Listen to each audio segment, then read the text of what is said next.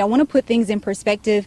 This is a sink. It's sitting outside next to the crushed bathroom. I'm walking along what used to be the wall of Mr. McAllister's barn. In the last couple of minutes, I confirmed with Houston County EMA director that there has been another tree that has fallen into a home. I spoke with investigators about 15 minutes ago, and they confirmed the victim's name is Vantavius McNeely. How the comments that you made in 2016 might have come back to haunt you. Why do you feel like the race was so close? In the town of Columbia, it can't happen because power is out, so machines like this are out. See the twisted metal here where the tree came crashing into Mr. Dunlap's car. I want to walk you so you can see how close it was to the front of the car.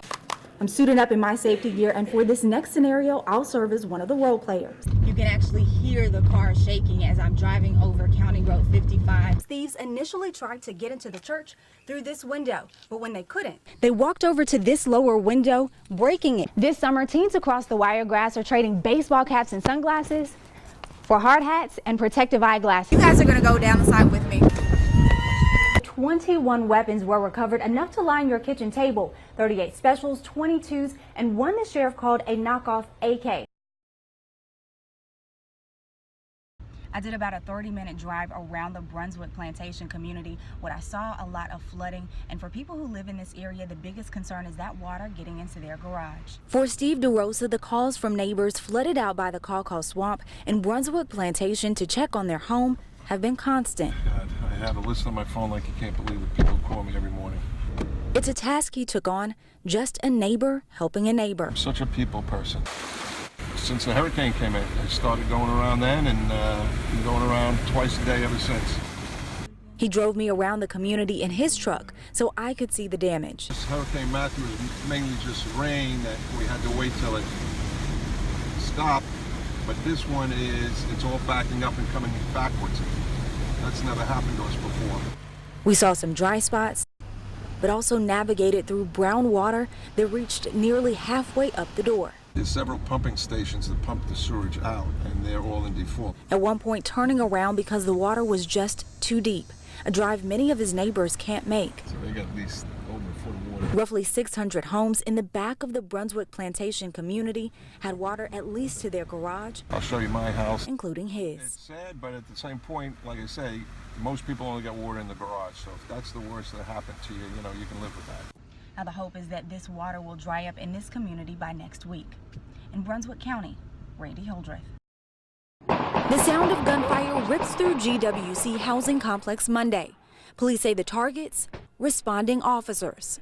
A scary and what seems to be reoccurring scene. In my 18 months, that's at least the 6th time we've been ambushed in that housing complex. Chief Spencer Collier says officers were lured to the area responding to a 911 call and then raining gunfire from high-powered weapons. Our chief investigator was in his vehicle and was shot at least 10 to 12 times. And by the grace of God, he was not hit. Here's the bullet hole where they hit the truck, and it was aimed toward him in the driver's seat of the car.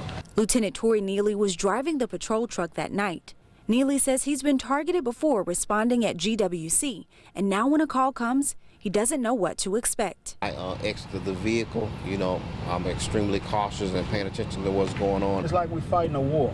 And this is what happens every time a police respond to a call. Jump out of a car and fire at cops 2 blocks away. It makes you as an absolute coward.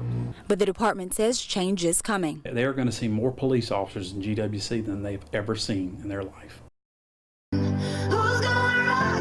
On Friday mornings, the sound of music rings through the training room. Health fitness instructor Samika Parks calls out the exercises for today's rock steady boxing course. An hour and a half of fun. I call it fun. My participants would call it another word.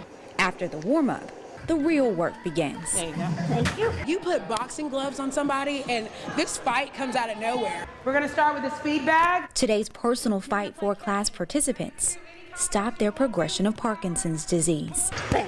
Kathleen Martin was diagnosed with the disease several years ago. It's a lot of hard work, and it really gets you going. But with Parkinson's, that's the secret. You've got to keep moving. Studies show that people diagnosed with Parkinson's slow the progression of the disease if they're more active was born from a guy that had Parkinson's who was very active. He started working out again, and he started to see that his symptoms, his tremor, his gait, even some cognitive issues were getting better. Participants move through each station, knuckled fist to boxing bag, fighting. Once they have the fight, I have the tools. We put those two things together, and we're unstoppable. When I learned in the beginning I had it, I was so depressed. And I just thought, oh, my world's coming to an end. When I found out about this, I realized it wasn't coming to an end. Since I've been doing it, I find myself better now than I was, I think, before I had Parkinson's. I just keep moving.